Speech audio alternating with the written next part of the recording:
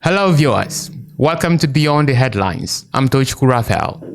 Nigeria is on the brink of a major religious crisis sparked by a controversial banner displayed at a central mosque at Lekki in Lagos State. The banner, which was said to have been displayed the second time, has the inscription, "Jesus is not God.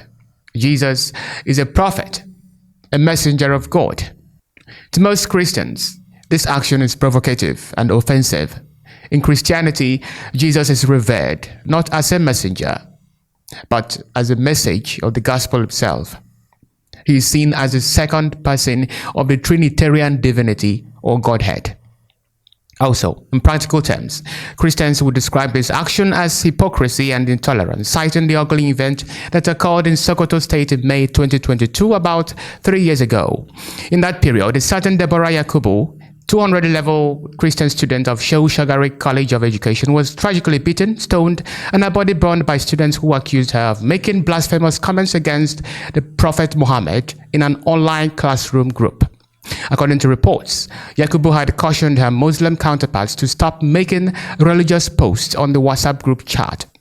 Unfortunately, this led to a violent reaction from the Muslim students, resulting in her brutal murder. The incident sparked widespread outrage and condemnation across Nigeria and internationally.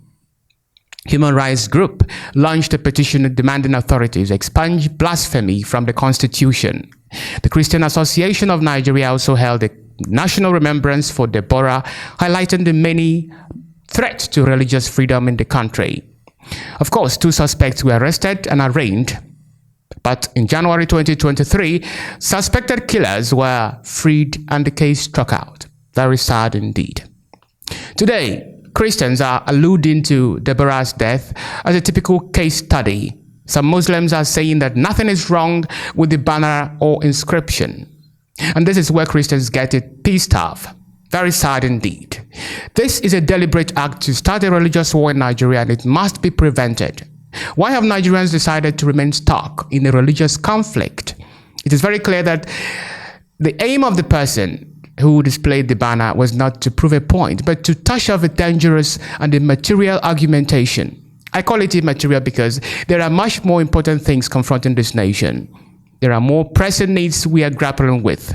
Nigeria's economy is on the doldrums.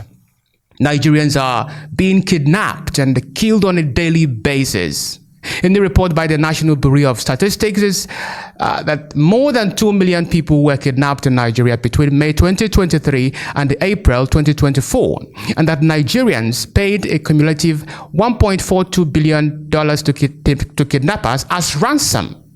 This is scary. Nigerians are faced with the height of security and economic challenges. Even in the area of democracy, Nigeria ranks the 104th position in the 2023 Democracy Index published by the Economist Group. So, you see that despite the 2022 Electoral Act that had remarkable reforms, Nigeria shockingly sank into a democratic deception orchestrated by the leaders and corrupt oligarchs who are the real powers behind the throne. In essence, our economy, security, education and social infrastructures, and even democracy are in absolute mess.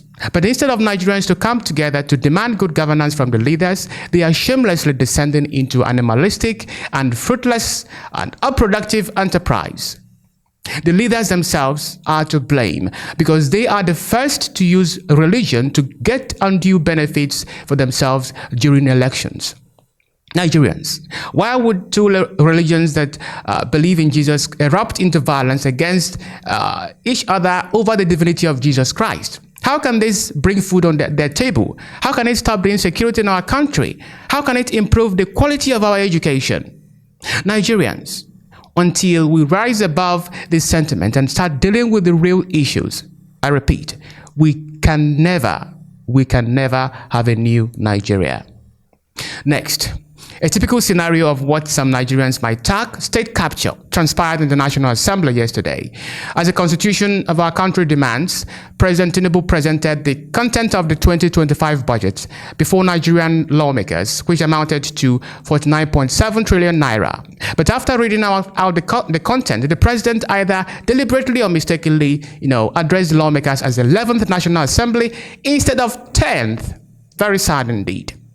Subsequently, the president clarified himself, stating that what he meant was that the lawmakers would be re-elected in the next election.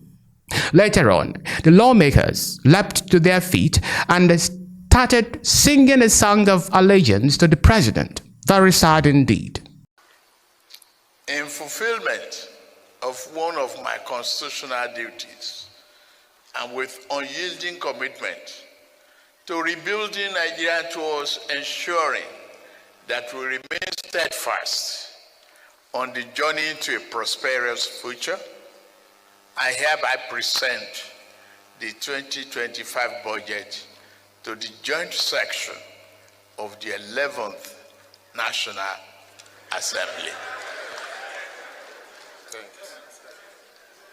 10th? I wrote 11.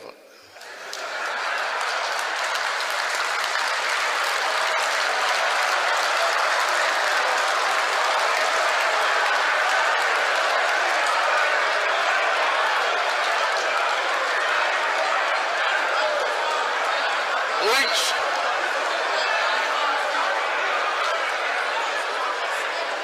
means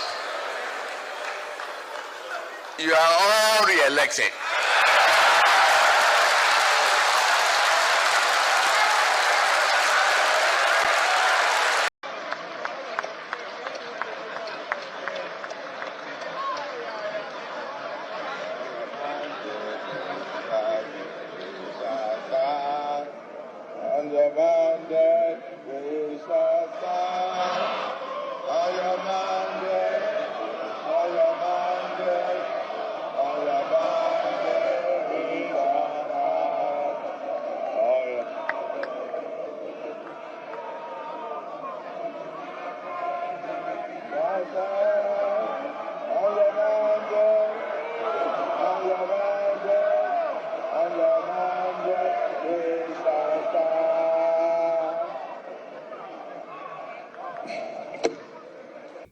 Very sad indeed. On the president's mandate, the lawmakers stand, not on the mandate of the people. This is a direct attack on democracy. This display of allegiance is a shameful and disturbing spectacle that undermines the principles of separation of powers. This sycophancy is an affront to the independence and autonomy of the legislature, the first arm of government. The lawmakers' actions suggest that they are more interested in pleasing the president instead of the people. The separation of powers is a fundamental principle of democracy designed to prevent the concentration of power in one branch of government. By singing the president's praises and pledging allegiance to his mandate, the lawmakers are in effect surrendering their independence and autonomy to the executive arm of government. This is a dangerous precedent that undermines the system of checks and balances that is an essential element of our democracy. If lawmakers are willing to abandon their independence and autonomy to please the president, how can they be expected to hold him accountable for his actions? The people of Nigeria deserve better from their elected representatives. They deserve lawmakers who will stand up for their rights and interests, not those who will sacrifice their independence to sing praises to the president. It is time for Nigerians to demand more from their lawmakers. We must hold them accountable for their actions and ensure that they uphold the principles of democracy and the separation of powers.